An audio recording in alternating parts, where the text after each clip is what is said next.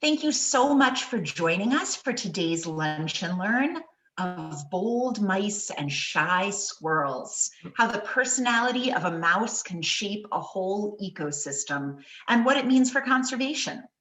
We are joined today by Alessio Mortelliti, who is an associate professor of wildlife habitat conservation at the University of Maine at Orono. Next slide. My name is Kathleen Neal. I am the Director of Policy and Partnerships at Maine Conservation Voters, Maine Conservation Alliance. Our organizations work to protect Maine's environment and our democracy by building diverse coalitions, influencing public policy, holding politicians accountable, and winning elections. Next slide. A few technical notes for today's event. You are all muted, but we do want to hear from you. You can send your questions to me, Kathleen, through the chat whenever they occur to you. You can find that chat by hovering your mouse over the bottom of your screen. And I'll keep track of the questions and ask them during the Q&A session at the end.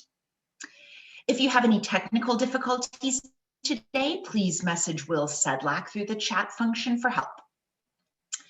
This event is being recorded and the video will be posted on our website later this afternoon, where you can also find recordings of all of our previous Lunch and Learns. Thank you for joining us. And Alessio, I will turn it over to you. Okay, so good afternoon, everyone. I will just do the awkward thing of sharing my screen. And hopefully you can all see the screen. We can see it. Okay, perfect. So good afternoon, everyone. Thanks for inviting me for this talk today. As mentioned, I will be talking about bold mice and shy squirrels. I will talk about how the personality of a small mammal can shape a whole ecosystem. So we've all had to make some tough decisions at some point in our life. Some of the toughest decisions I've ever had to make were when I was a kid. Every Tuesday, my mother would take me to a patisserie in Rome, Italy, which is where I grew up. And here in front of me, I had hundreds of different types of pasticcini, cupcakes, and I was allowed only one. So the first decision I had to make was which cupcake to select, which was the best for me. And the second hard decision I had to make was what to do with this cupcake. I could either put it in my mouth, eat it very quickly, maybe not enjoying it so much, or I could cache it, I could hide it in my pocket and save it for later. These were very, very stressful decisions because I was constantly surrounded by a voracious predator, my sister. This is her. It looks like she's feeding me, but she is not. She's actually stealing food from my mouth. So as you can imagine, this was very, very, very stressful. And at that time in my life, I didn't realize that throughout the world, small mammals have to make the exact same decision many, many times each day. So essentially, a forest is a bit like a patisserie for small mammals. There's hundreds of different types of seeds. And so first of all, they need to decide which seed to select, which is the best for them. And the second thing they have to decide is what to do with the seed. And they have two options. They can either eat it immediately, in which case we have a seed consumption, which means that what could have been a plant, a tree one day is actually dead. But they can also cache it. They can hide it somewhere, saving it for later, for example, for eating during the winter when there's no seeds available. These decisions are very, very stressful for us small mammals because whilst they're there handling the seed and deciding what to do with it, they're constantly surrounded by a voracious predator, for example, owls. So every hesitation they have whilst making this decision could cost them their life. So, but why should we care? Why do small mammals' decisions matter? Why should we care? Well, the question I should be asking is, how do trees, which are not mobile, reach to all the amazing place we find them in the planet? Well, some trees, of course, have their own means of locomotion, but the vast majority of plants relies on what I call the big and the small forces of nature. So the big forces of nature are things such as gravity and wind, and the small forces of nature are things such as small mammals. What happens essentially is a small mammal finds a seed, and as I said, they may consume it, so they're killing it, but more often than not, they cache it, they hide it. So what happens when they hide it is that they may find it again and eat it, and so the seed is dead, but they may also forget about it, or they forget where they hid it, because small mammals are smart, but they're not that smart. So if you start hiding thousands of seeds in the forest, there's a good chance you'll forget where you put one, which means then the plant has an opportunity to survive. What may also happen is an individual hides many seeds, but then dies because it's eaten, for example, by an owl. When that individual dies, all the hundreds of thousands of seeds that have been hidden by that individual suddenly have a chance of germinating. So essentially, when this happens, the small mammal has actually done a favor to the plant because it's taken the seed away from the mother tree and it's dispersed it somewhere else. So the relationship between small mammals and trees is kind of goes both ways. They can be enemies if they predate, but they can actually be collaborating when they disperse it. And just so that you know, up to 50–90% of plants depends on animals, so mechanisms such as this for dispersal. And again, caching is the key mechanisms that determines this dispersal. Now, what do we know about small mammals and the seed predation dispersal? So first of all, we know that small mammals can really act as a cleanup crew. They can harvest up to 95% of seeds available in their territory. So they can be extremely effective. In this way, they can actually act as birth control for plants, because if they decide to predate most of the seeds, they're pretty much preventing that plant from germinating. They have a small size, but they actually have a very big appetite. So an individual small mammal can eat thousands of seeds each year. And in addition to their big appetite, sometimes the density of small mammals can go extremely high. Maine is actually a great example where some years you have densities of 1–200 individuals per acre, which means basically in a forest, there's a mouse or a vole pretty much every 10 years. And this happened last summer, and it happened 3 years ago. So if you multiply the high number of individuals for the high number of seeds they eat, you understand that small mammals play a huge role in affecting the survival of trees. The point that their effects are actually huge, and some people like to consider small mammals as ecosystem engineers because they can really shape the tree composition of forests. Now, we've been talking about dispersal, so this process where they disperse the seed of a tree. A key question ecologists like me ask is, are all individuals equally effective dispersers? So from the perspective of a tree, are all individuals the same, or are some individuals more good at dispersing than others? This is very important. So this is one of the few graphs I'll show you today. Here we have the proportion of seeds as a function of distance. So it's the number of seeds that are dispersed at increasing distance from the mother tree. As you can see, most seeds are within 50–100 meters, and some go up to 1 kilometer. Those seeds reach that distance often because it's small mammals that move them there. Now, a key question is, are these distances associated with different individuals? So is there some individual, like this squirrel here, is this guy very specialized and good at dispersing seeds at a higher distance, or are all individuals the same? This is very important for conservation, because if we find that individuals are all not the same in providing this dispersal service, that means that some individuals are disproportionately important for the ecosystem. So we need to know who these individuals are to protect them. And so not much has been done in terms of research trying to understand how do individuals vary in their capability of dispersing seed. Now, as I said earlier, this interaction with seed is one of the biggest challenges in the life of a small mammal, because it's very stressful. They literally, they have this big acorn and they could be killed at any moment, and they have to decide, should I eat it, should I hide it, where should I hide it, etc. And so if I were to ask, what is one of the aspects in your life that has the biggest outcome on your life? You probably say, well, my personality has really a strong effect on many different types of decisions I make every day. And for animals, it's exactly the same. So their personality, so the way they are, plays a huge role in affecting their decision. And so I hope you're not surprised to hear the fact that animals have personalities.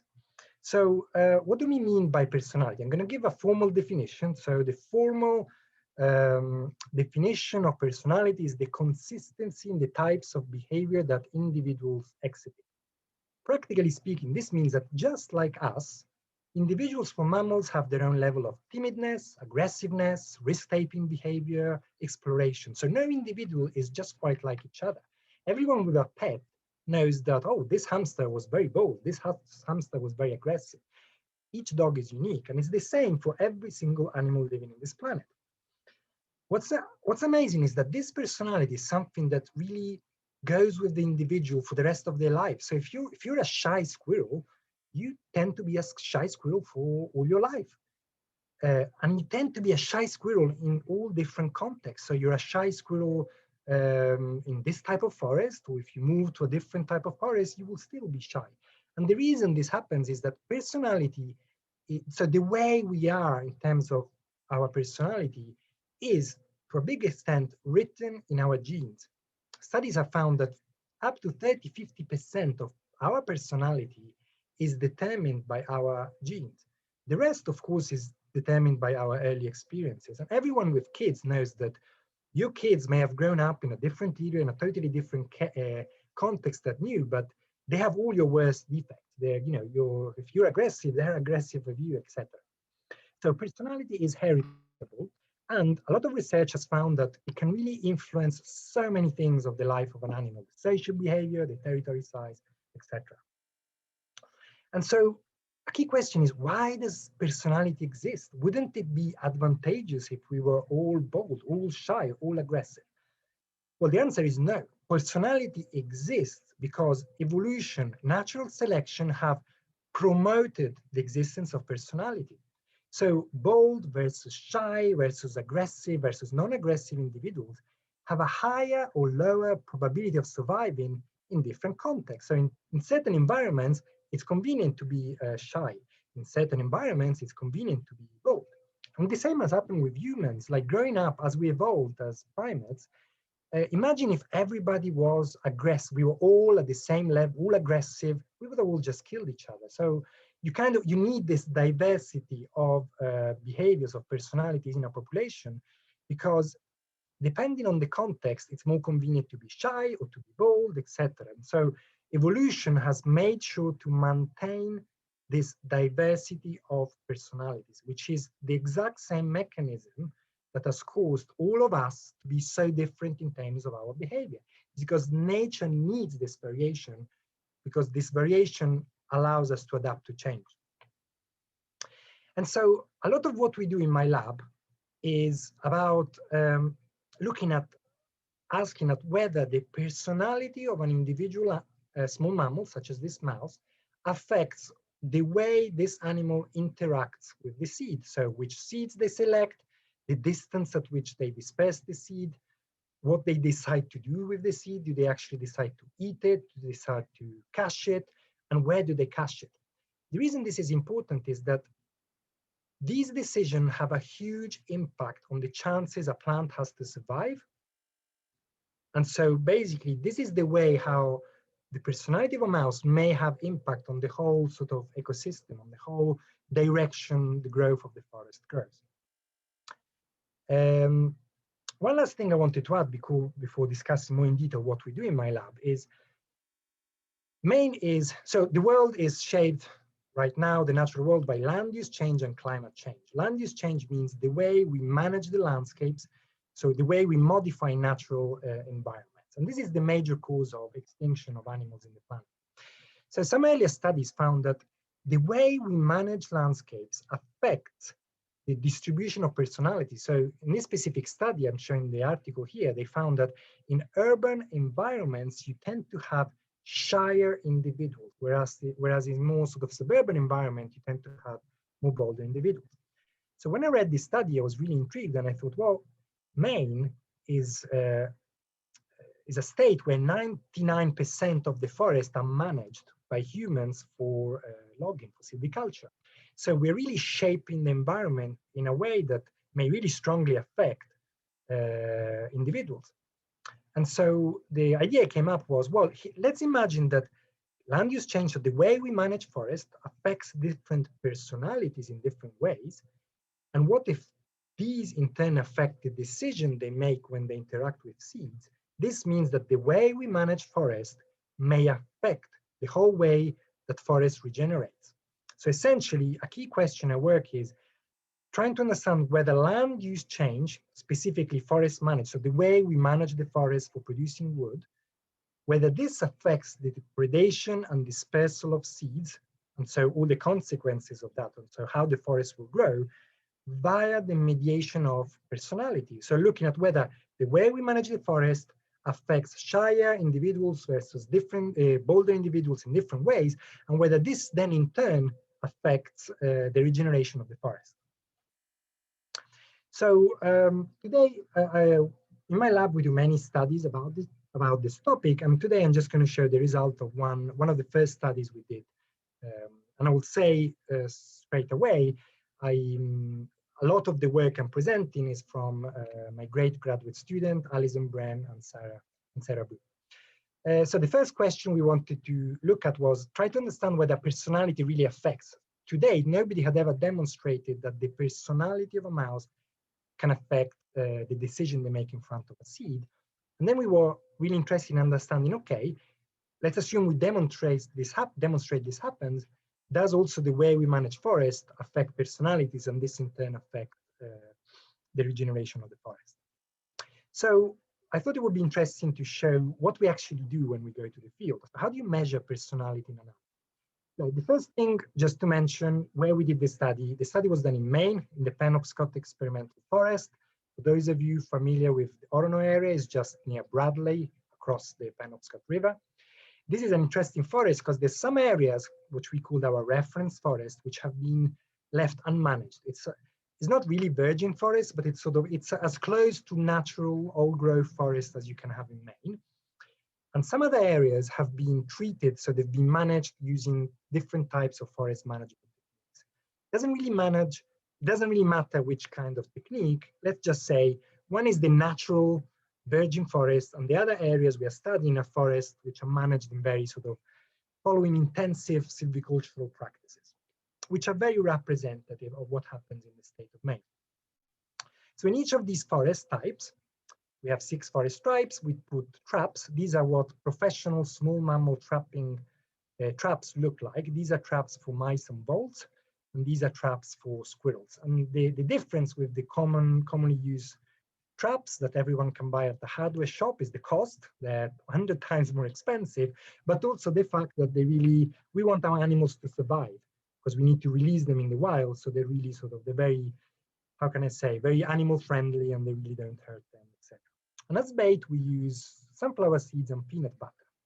So I'm going to share this, let's say, pearl of wisdom. If you ever want to catch a mouse in your garage, peanut butter is the way to go. Cheese, that doesn't really work. Peanut butter, that's the best way to catch a mouse. Now, here you can see Allison here and Sara, my 2 graduate students who worked on this project. And here you can see, let's say, an overview of the various small mammals that we work with. We have mice, we have voles, we have squirrels, we have chipmunks. So we catch up to 10 different types of species of small mammals. And these are common. Some of these are, I'm sure, living in your garage right now. Now, what I'm going to show here is an emergence test. This is, as you saw, we put an animal in a trap and we measure the amount of time it takes for the animal to emerge. So as you can see, this animal waited a bit, arrived at the end of the trap and started sort of exploring, was a bit hesitant, and then got out. So this test is a great way to measure the sort of boldness, timidness of an individual.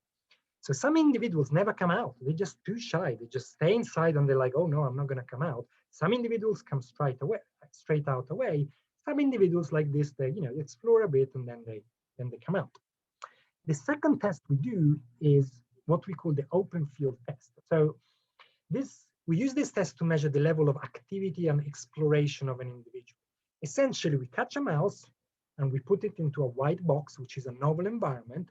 And we put a camera on top, which takes a video, and we look at how this individual explores the environment.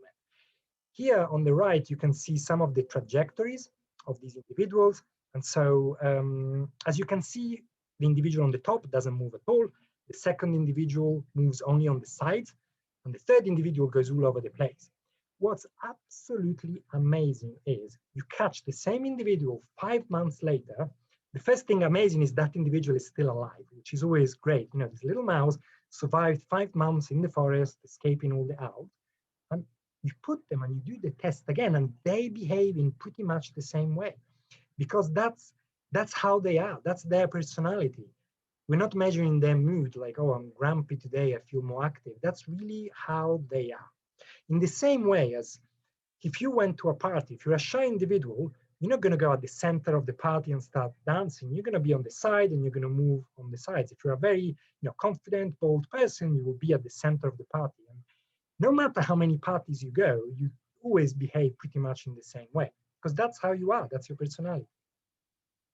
The third test we do is the handling bag test, which is a very posh way of saying we put the animal in a plastic bag and we measure what the amount of time it moves, how many times it tries to bite us, etc. And this is often interpreted as a measurement of docility.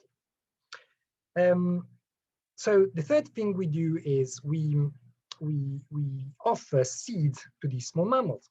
So, because we want to look at how their personality affects the decision they make in front of these seeds.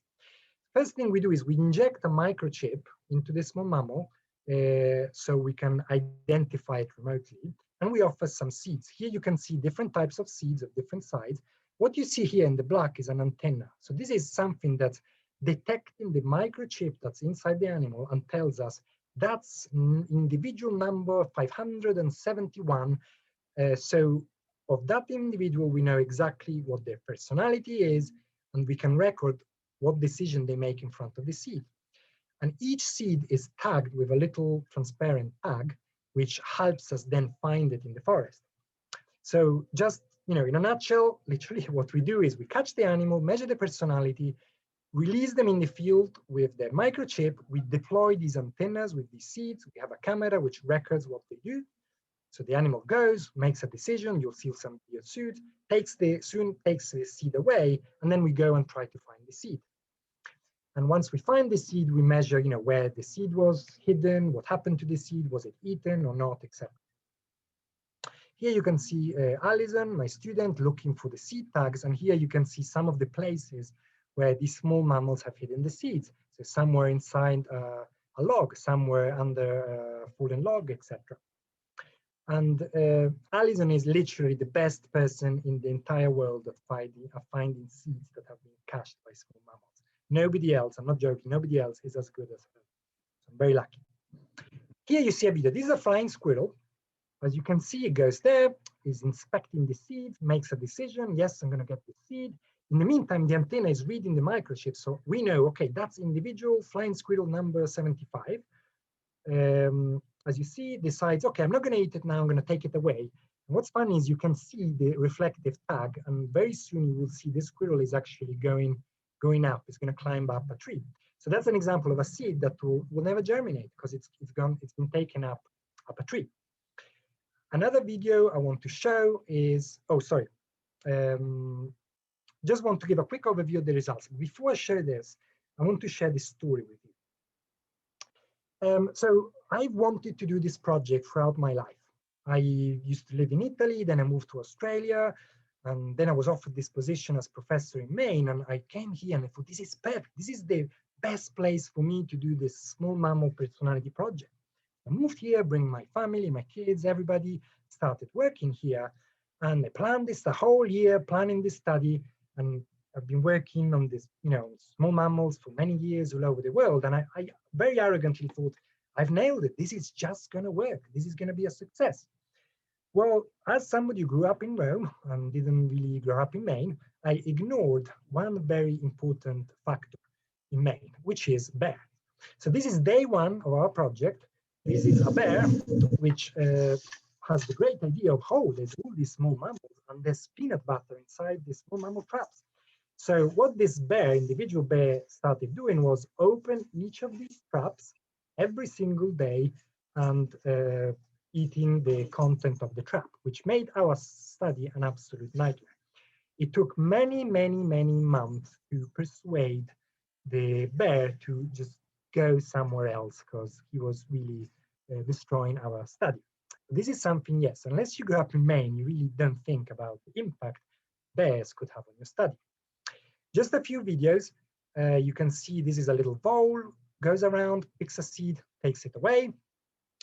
And I have another video here. This is another vole, picks another seed, is thinking, what should I do? Should I eat it? What's this weird metal thing? Okay, and eventually the decision is, you know what? This is not safe here. I'm going to take the seed away. So I know it should be illegal to show some graphs at this time of the day, but I'm just going to do it, and I'm just going to go quickly through them. We're really nearly at the end of the presentation. I'm not going to go in detail for the graph. Let's put it like this. These are more sort of to back up my statement, to show that what I'm saying, I always feel as most scientists, if I put a graph, it feels like it's more, you know, there's more, gives more confidence in the audience. So this graph here is basically this, what you need to look at is this line, and this is showing the choice in terms of how big the seed is as a function of the level of timidness. What this graph is showing is that timid mice, so an individual that is at this end of the spectrum, which is very timid, is much more likely to select a small seed as opposed to a larger seed. So the personality of that individual affects the size of the seeds it decides to eat. The second graph is very similar, similar results in terms of it shows that the level of activity, so a hyperactive mouse, which is very high in activity, has a much higher chance to removing a seed rather than eating it immediately where he finds it. And also higher, more active, let's say hyperactive mice have also a higher chance of consuming the seed. So the hyperactive mice, these are the ones that tend to kill the plant rather than to catch the seed. These other graphs here, what they show us is the relationship here between the level of anxiety of an individual. So if you think you're anxious, just so that you know, voles, mice, squirrels, they're also anxious too. They have their own stress problems. And what we found out is that more chilled out mice are the ones who tend to disperse the seeds at a farther distance, whereas the highly anxious individuals, the really stressed out individuals, are the ones that tend to disperse them at a lower distance.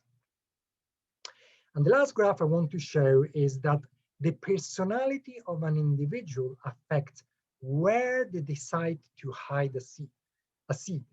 This is very important because if a seed is cached at the base of a tree, the chances of survival are zero. So if you're a seed, the last place you want to be is at the base of a tree because there's no nutrients, there's a lot of shade.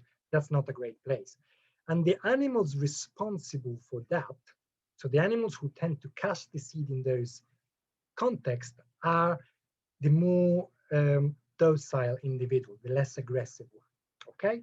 And similarly, the highly docile individuals are the ones that tend to catch the seed next to a fallen log, which is the best place in the world for a seed to be because there's a lot of light, there's also a lot of nutrients in the soil, so it's really the best place in the world to be. Now, the very last graph, and then I'm done.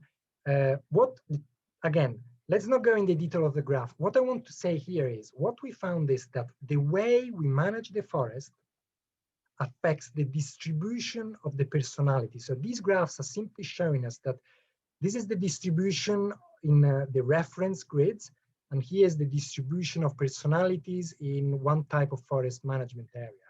Basically, in this type, if we manage the forest in a certain way, we're increasing the proportion of bold individuals in a population. Whereas if we manage the forest in a different way, we're increasing the proportion of timid individuals in the population.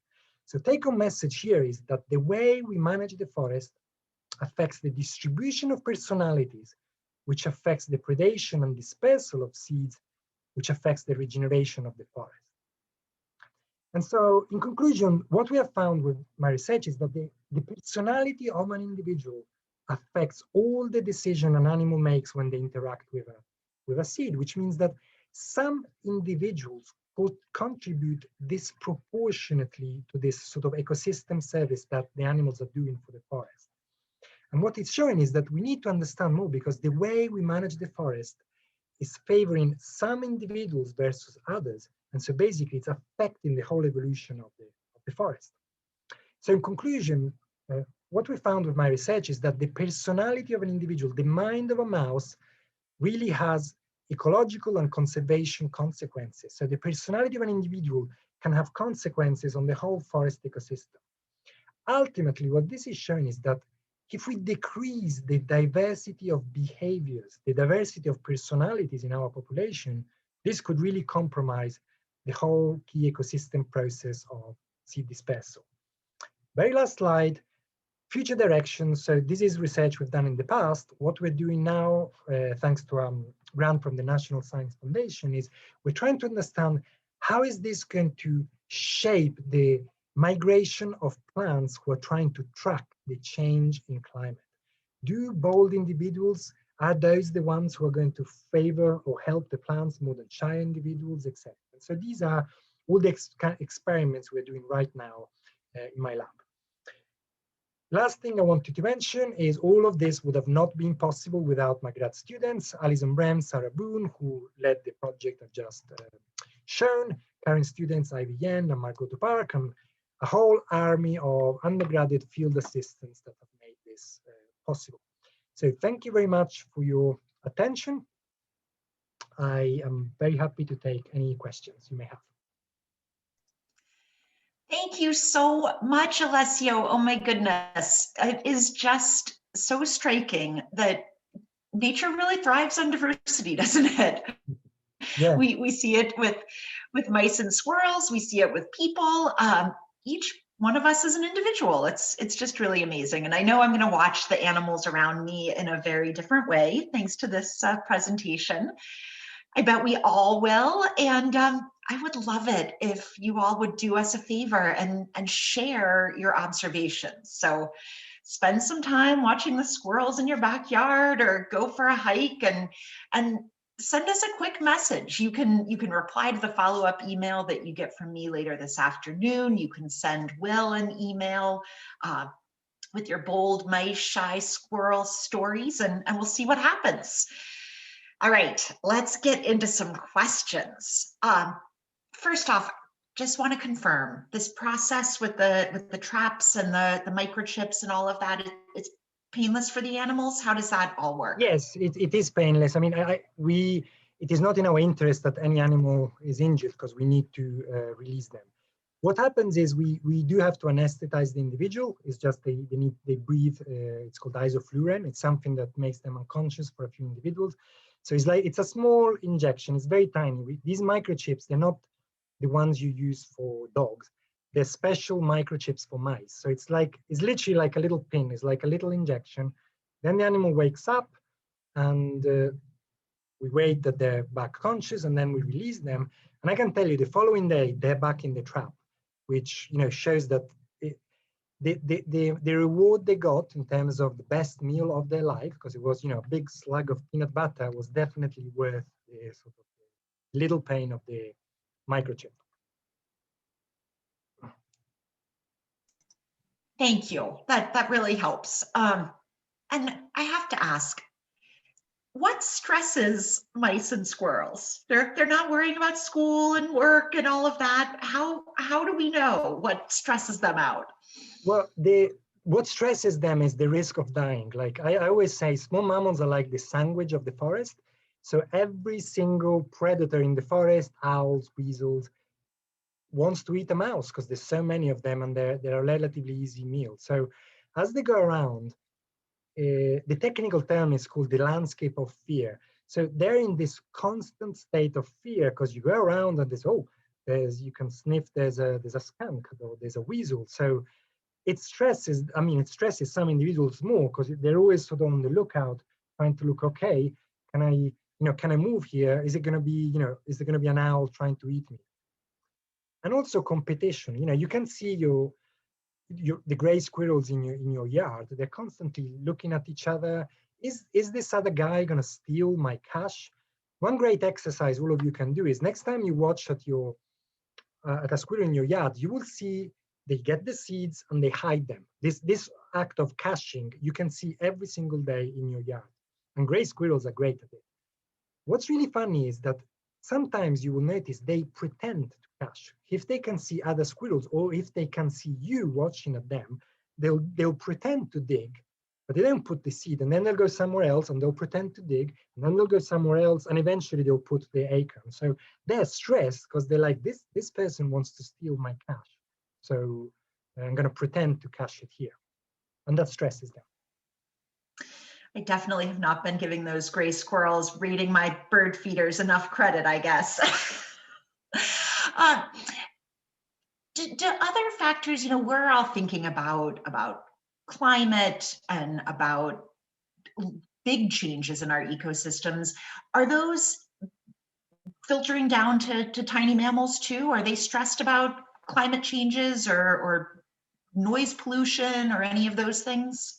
Yeah, I mean, noise pollutions, for example, yeah, but probably that's not a big issue in Maine. Let's be honest. It's especially, in the rural part of Maine. Definitely climate change is going to be a big challenge for some species. For example, the lynx is going to be advantageous for other species. So there's going to be changes. So species from the south are going to migrate north. Species from the north are going to migrate even northwest. So climate change is a very major thing that's going to affect these animals, and definitely the way we manage the forest, like the way we manage the forest favors some species, but it affects negatively other species. So in a state of Maine where the vast majority of the forest is managed, it means some species are advantaged, but some species are disadvantaged. So we need to be very careful in how we manage the landscape, because species do go extinct because of this. So these are the major stressors for animals. And invasive species, so species that don't belong here that come, and they are disproportionately effective at predating or spreading disease and things like that. It is sometimes hard not to project our human relationships and behaviors on the animals we're watching. So when we see squirrels chasing each other or doing their morning stretches, are we crazy to think that they're playing or doing yoga, or is what's going on? Well, yeah, I mean, they're not doing yoga, but they're definitely playing. Play is a key important part for any young, I mean, not every, but sort of, especially with mammals, with young puppies growing up, playing is part of, playing exists because that's how you learn about dangers, how you learn about food. So there's definitely a lot of emotions, I can use that word, of happiness, and joyfulness, etc. So yes, all of those are definitely there. You mentioned yoga. So yoga, that's not the case, but actually you would be surprised. But some researchers did this really fun study where they put some, the wheels you put in hamster cages for exercise. They just thought, what happens? Let's put some wheels in the forest. What happens? And they put a camera in front of it. And they found out that wild mice went on the wheel and they sort of exercised a bit. So it was a bit like a gym, like literally. There was no need. Like, why would a wild mouse go on a wheel and spin it and then go away and then go back and keep doing it? I don't know. It was fun, or it was just, getting rid of the stress. So not yoga, but kind of gymnastics may not be sort of a totally crazy idea. This is all just bringing me so much joy and delight. Thank you. This is fantastic. Thank you.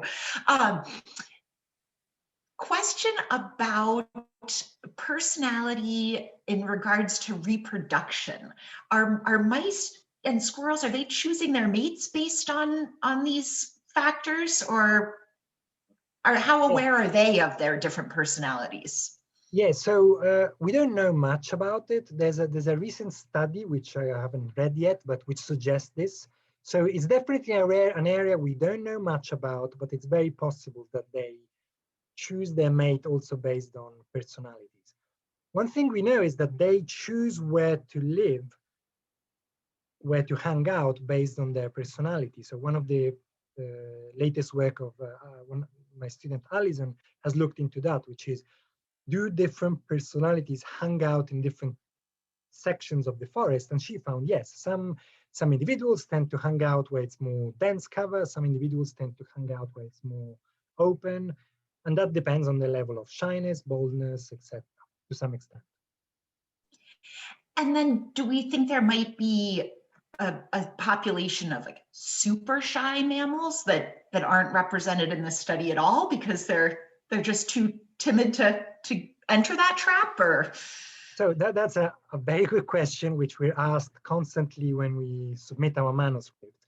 It's so important that we ended up doing a study trying to answer these questions, and we found no evidence that the level of shyness has a very significant impact on whether they enter or not. Basically, the bait we put is so good that, yeah, if you're shy, maybe it'll take a bit longer, but it's it's the best meal of your life. It's a good enough lure that pretty much everybody takes.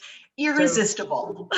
So if I was to give some plate of as an Italian, I would say a delicious plate of spaghetti in front of the building, you would have loads of students going there. But if I was to place a plate of overcooked cabbages, only the most sort of really hungry or bold students would go and eat it. How can I say? So yeah. So this is a gourmet kind of study as well.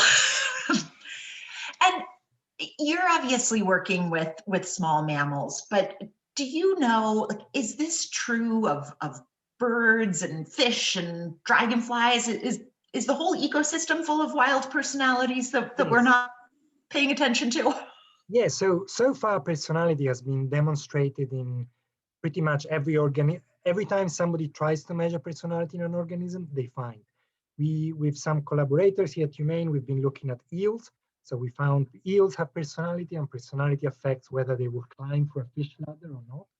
It's been found in spiders. There's so much research on personality in spiders, whales, and pretty much every organism has its own personality. Of course, more complex living being like chimpanzees have more nuanced personalities, but even an earthworm has its own personality. It's very basic. It's sort of, some individuals are more active than others, some dig more, but this is what nature wants. Each individual is unique, also in the way it behaves. There's something really beautiful about that. That's great.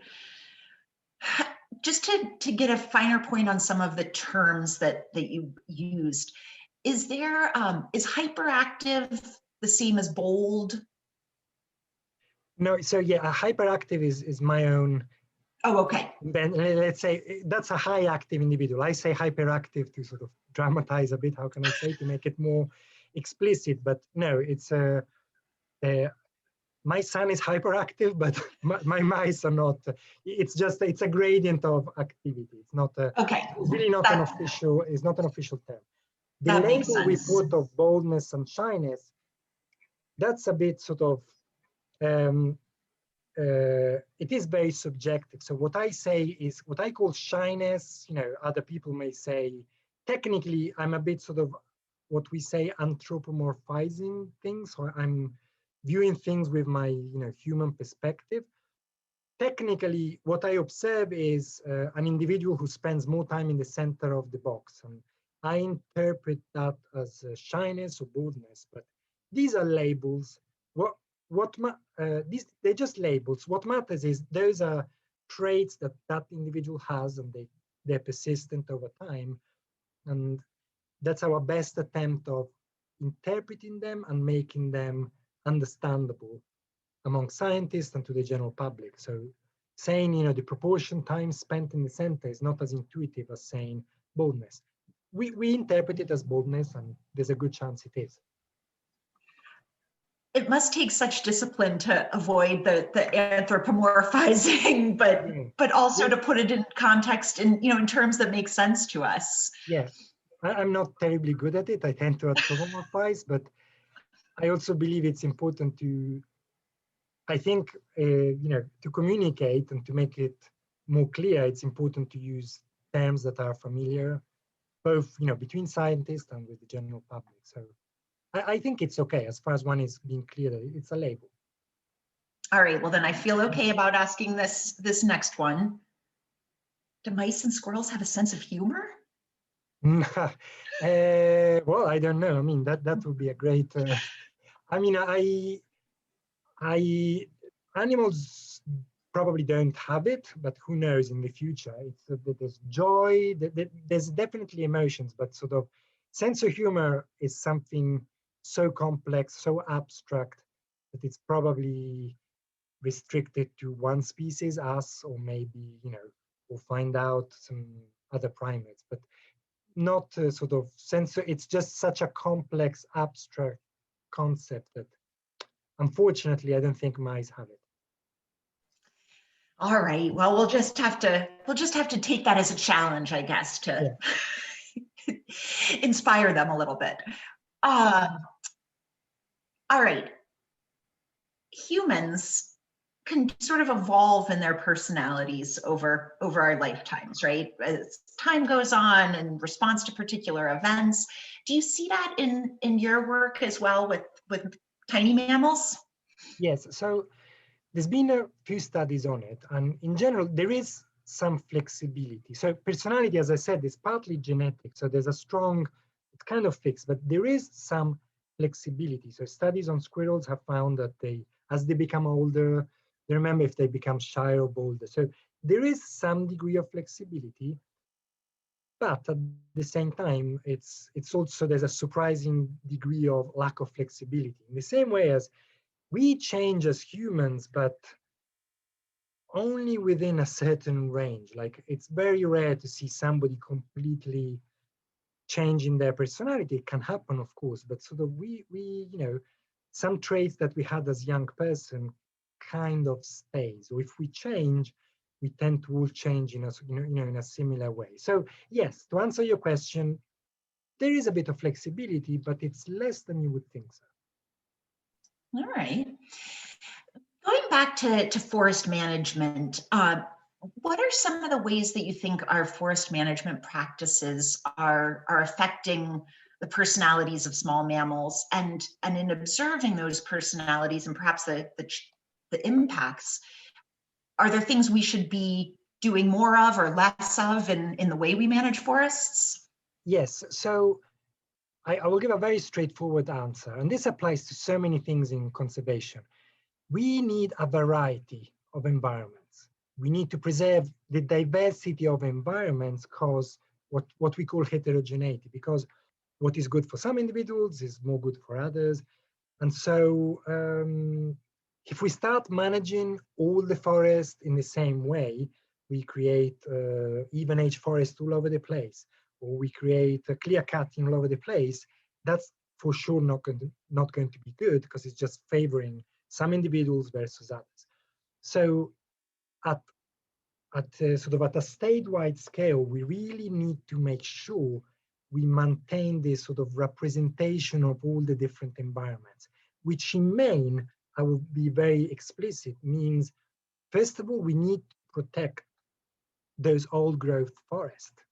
We need old forest because in my specific study, we showed that old forest is the one that has the highest diversity of personalities. Every time you manage in a specific way, you're automatically favoring bolder individual or shyer. We were very surprised and impressed to find that the old growth forest is the one where you have literally a balance of everything. So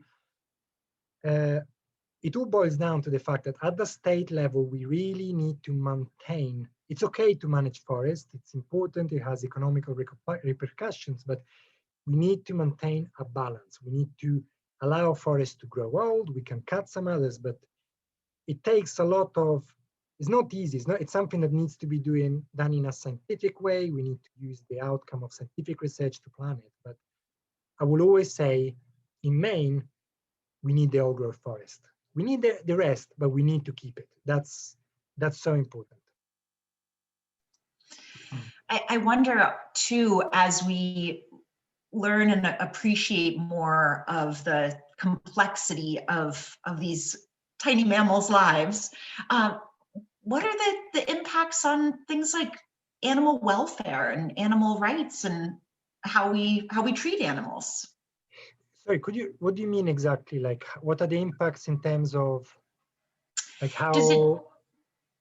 Yeah, I just wonder, does it change the way, as we appreciate sort of the unique individuality of each animal? Does that change the way we interact, as humans with animals? Yeah, I think all of these findings of, my lab, but, hundreds of other people in the world who study personalities, I think they can only increase our positive relationship with animals, because we view them more and more as unique. So which means it's not just about protecting a species, it's also about protecting the different individuals in a species. And it means, each individual matters, each individual is important. So I feel in general it can only improve our sort of, let's say, connection with animals.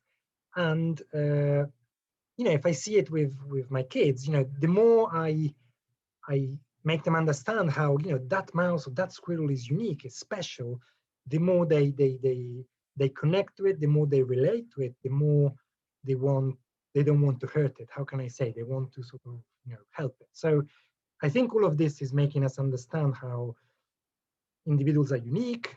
They have their own sort of, let's say, I'm using a big word here, but their own emotions, their own complexity.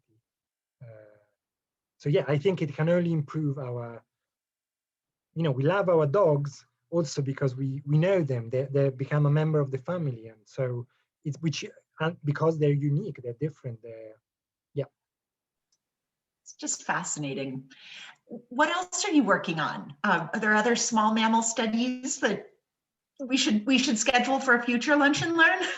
So a lot of what we do with this new grant from the National Science Foundation, we'll keep working on, especially climate change. One thing I'm really proud of I'm doing is I've developed this program called Personalities, Studying Personalities, where we have a citizen science project where students in my class learn about the personality of animals, but we also have a psychology who teaches them about their own personality and how their own personality is affecting public speaking. And so then we coach the student to improve the way they communicate science to the public. And then they go out in schools and they involve citizens in the study we're doing. So they do the same experiments I showed. We've been doing them all over Maine. It started last year, so this is the worst year in the history of the world to doing a citizen science project. But still, we did it. We had masks, something we did online.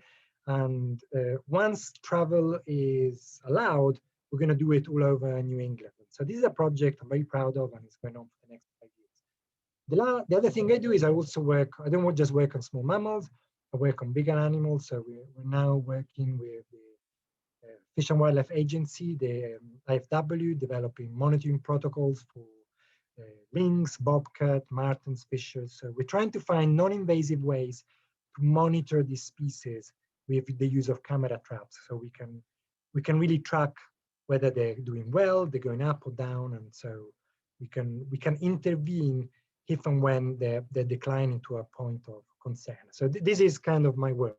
This is the things more applied, less applied that I work on. Well, judging by how many smiles I have seen on our Zoom cameras today, I'm going to go ahead and say you would be welcome to come back and share any and all of those stories with us. I am just so grateful, Alessio, and grateful to all of you for joining today. It's been a really just delightful hour. Thank you very much. We are going to do something really different next week. We will dig into one of the priorities of Maine's Environmental Priorities Coalition. Next week, we'll explore the efforts to close the legal loophole in Maine's waste management laws, which is allowing Maine to become a dumping ground for some of the really nastiest waste out there.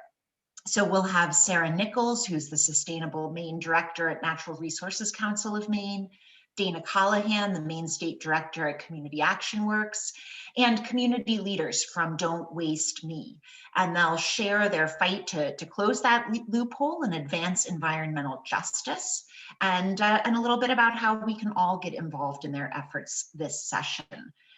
Until then, have a beautiful weekend. Go get to know the squirrels and mice and little guys in your backyard, and don't forget to shoot us an email and tell us what you saw. It has been just a lovely hour, and thank you all so much. Thank you very much.